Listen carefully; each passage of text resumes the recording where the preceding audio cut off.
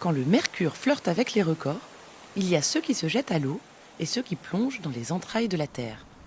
Bienvenue aux Canalettes, un réseau de grottes formé dans le calcaire il y a 400 millions d'années.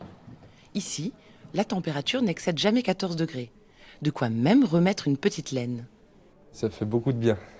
Ça fait beaucoup de bien parce que c'est vrai qu'il fait très chaud en ce moment. Et si on peut profiter d'un endroit frais tout en visitant, pourquoi pas le faire? Comme ce vacancier venu de Port-la-Nouvelle, les visiteurs ont été nombreux à se rendre à la grotte des Grandes Canalettes en ces jours de forte chaleur.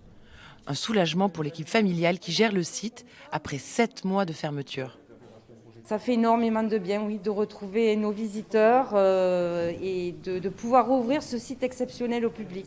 Ça nous a permis de faire quelques améliorations au niveau de l'accessibilité, de l'éclairage, de faire le point technique aussi, puisque quand on reste fermé autant de temps, il faut savoir que la grotte est un endroit très humide. Et quand on a rouvert le site, on a eu quand même des petites surprises au niveau électrique. Résultat, les visiteurs sont sous le charme de ces stalactites sculptées par la nature il y a plusieurs siècles. J'avoue que celle-là, elle est particulièrement jolie.